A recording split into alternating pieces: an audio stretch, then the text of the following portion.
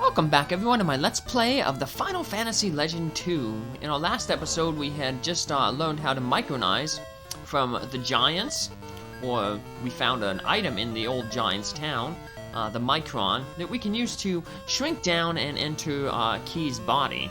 Giants used it to shrink down and become human-sized.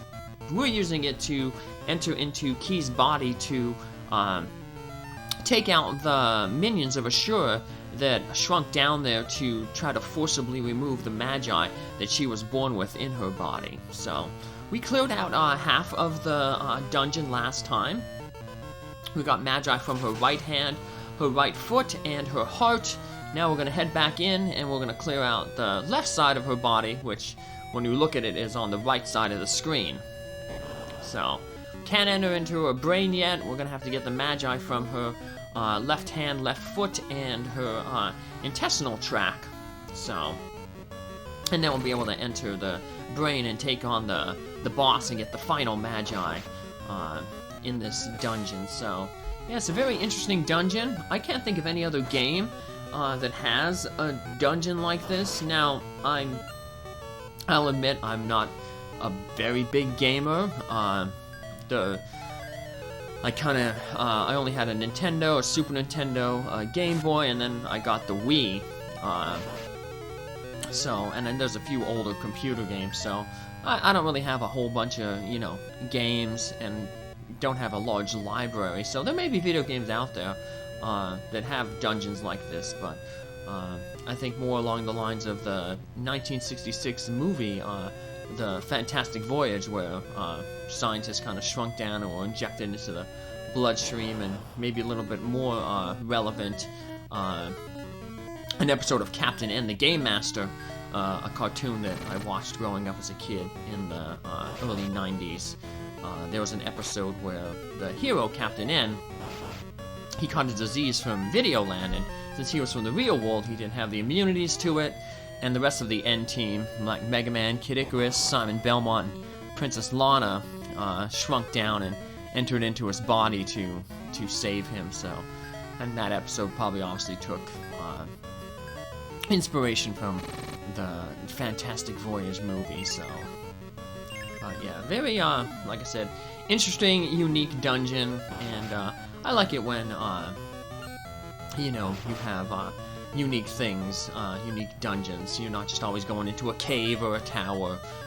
So that's one good thing here. This game does have a lot of very interesting, unique dungeons. Yeah, there's your standard caves, some towers like Ashura's Tower, but we're gonna be going through like undersea volcanoes. We'll be going through like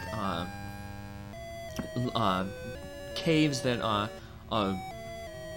full of bright lights, so you need special items to get through, race tracks, so yeah, a lot of interesting stuff here. So, I guess Key may have athlete's foot there because she had a poison magi in one of her toes. So, makes me think of a dad joke. If athletes get athlete's foot, what do astronauts get? Mistletoe. So, feel free to groan or put your own interesting dad jokes in the comments if you leave one. So, speaking of mistletoe, that's kind of the holiday season that we're in right now.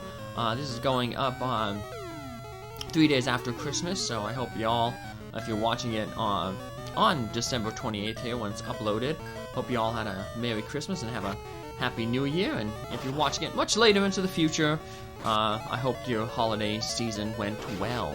So, I mentioned a little bit earlier, a few minutes ago, about how I like the unique dungeon in this game. It's very interesting.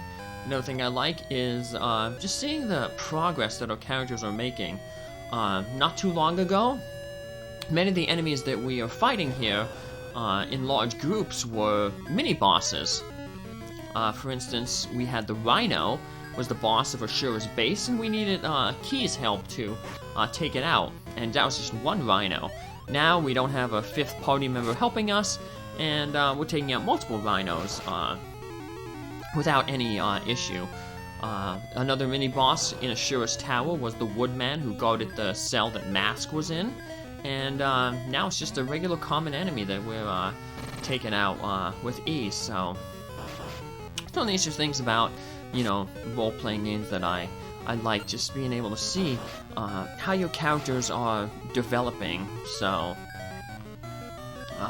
challenges that were tough and maybe required some strategy an hour or so ago are basically just nothing more than a little speed bump that doesn't really cause any problems anymore. So yeah, it's neat to see that. So that's, like I said, just one of the reasons why I kind of like the role-playing games, and also because you know, for the most part, yeah, there's some skill involved, some strategies and stuff like that, learning the mechanics, but for the most part, they tend to be more chill type games.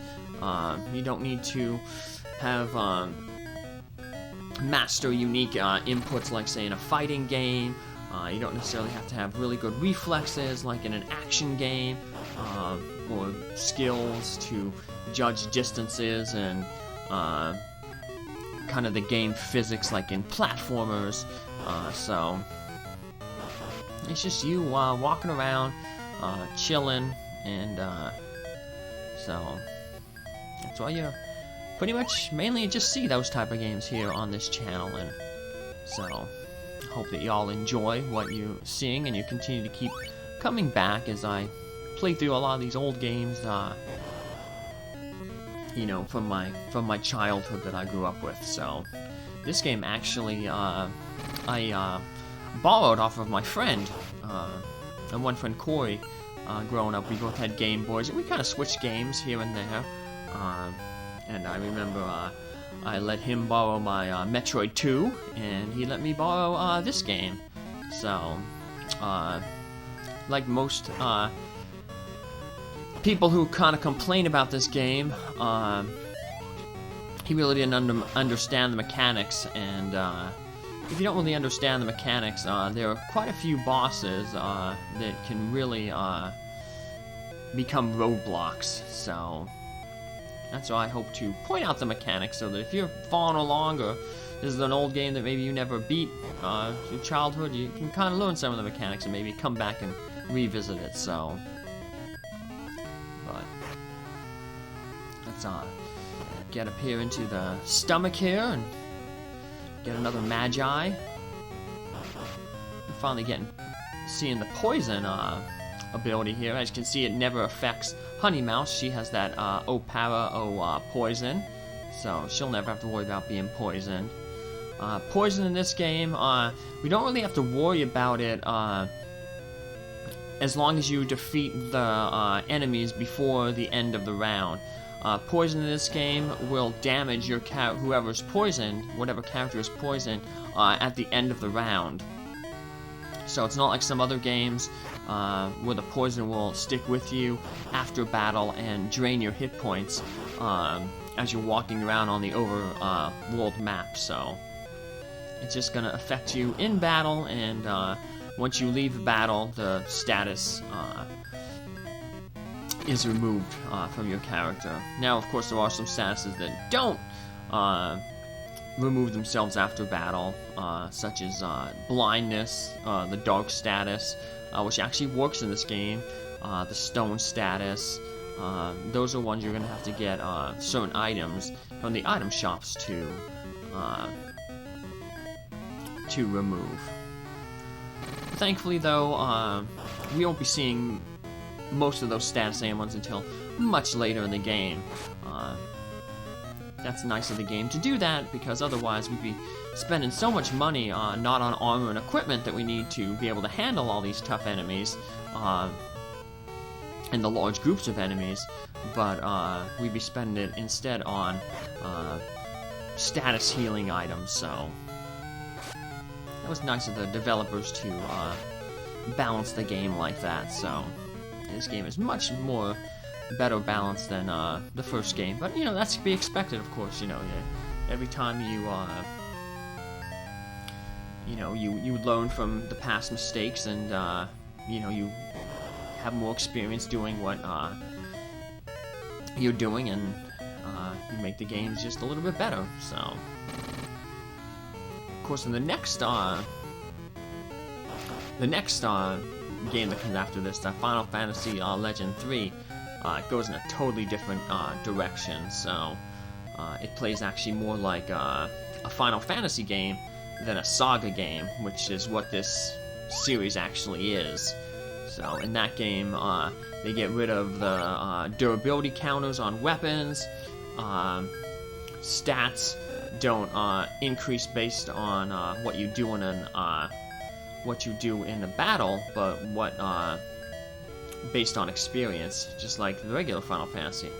So as you see right there, I just did what I talked about in the last episode. To heal up Honey Mouse there, I just equipped and removed and re-equipped different pieces of armor.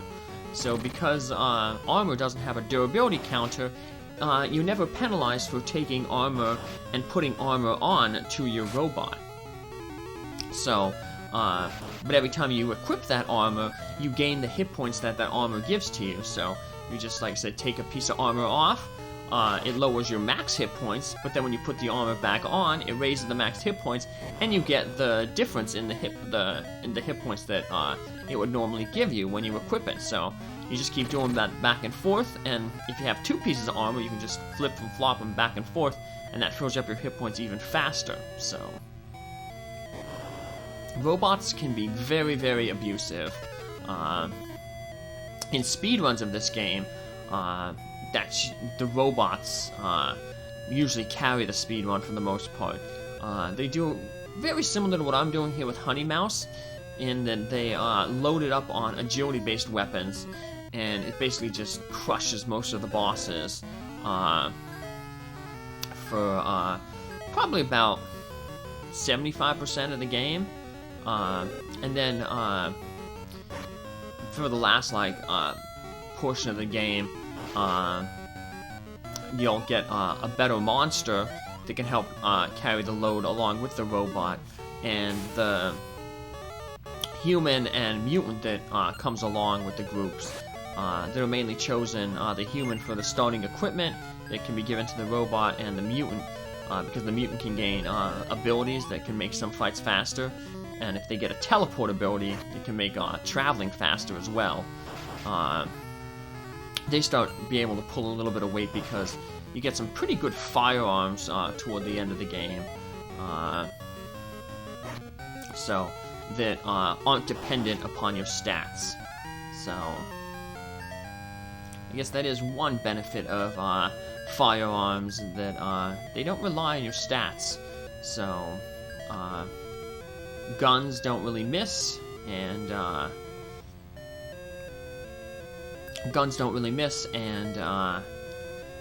they have fixed damages. So now I took away the kick from Linus. That's gonna agility glitch with the robots. So martial arts, when given to a robot, increase their agility because it's an agility-based weapon. So what you want to do is, when you have only one item left, one use of the kick, with the for whoever's using it, you give it to your robot. Durabilities with martial arts do not get halved like other equipment. So get down to 1 and then give it to your robot. Then use that martial art ability to take the durability down to 0. And that'll set up the glitch for the next time you enter the equipment menu with the robot. And I'll go over that in a little bit here.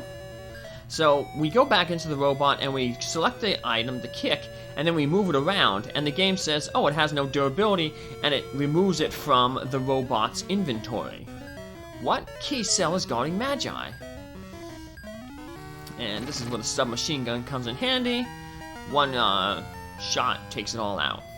But anyway, so it removes that martial art from the robot's inventory. However, the robot still keeps the bonus that the martial art gave to the robot. So it still keeps the agility increase and the hit point increase. So, thank you, you saved me. What are you going to do now? We're going after a magi to the next world. I wish you luck. So long. So that really helps with robots, because robots only have 7 slots. Everybody has 8 slots that they can put equipment in. Robots only have 7 because they come out with that innate paralysis, poison. So when you're building up your robot, you can really only kind of focus on maybe like making one stat really strong. If you make it a strength-based robot, you're not going to have enough stats room for a bunch of agility things. If you make it a agility-based robot, you may not have a lot of room for defense or strength-based things. If you make it a tank robot, it's just there to soak up damage. You're gonna load up with armor. You're not gonna have a bunch of items, whether they're strength or agility, to attack with. This way, when you use that glitch, you're still getting the agility bonuses, so you'll be able to max out your agility on the robot, 99, and actually it can go a little higher. Stats can go up to, with the robot, up to 255, then they roll back over to 1. So if you keep track of, what your stats are beyond the 99, you can build a pretty agile robot without using any of its 7 slots. And if you do that, that'll free up all those slots later on to make it a strength or a defensive-based robot. So that's the way that you can make your robot kind of max out all its stats and not necessarily be a one-trick pony. So where humans and mutants, because they grow stats, the way they grow stats, you don't necessarily have to make them a one-trick pony. So we can sell our Micron there, and just getting a few items here, trying to sell some stuff, get some extra money so I can buy some of that Giants gear. So get some more defense. So we'll get rid of the boots, and we're pretty close. There we go. Got enough to buy Giants armor. That'll be a really massive, big increase. So let's see, 20 defense, and like I said, it gives you an extra 10 strength. So strength isn't all that important, but the defense is going to be really, really good. So just that last dungeon that we went through, it just showed how, even though we were buying a lot of new armor, we bought all that silver armor for both Linus and Vincent, we were still taking quite a bit of damage. So this will definitely help increase our survivability, not just of Linus, who got that piece of armor, but also P in a sense too, because we won't be able to get a new crab monster for quite a while now. And as you can see, crabs are a regular common monster that we're running into. So P is on par with the monsters that we're fighting. But in the next few worlds, P is going to be outclassed, but we won't be able to change it into a stronger crab monster for quite a few worlds. So P is going to be outclassed, and because of that, we want to move it back into the lineup. So getting better armor for Linus makes us able to move P back. So, well, let's check out this new world in our next episode. Take care. Thanks for following along. Bye.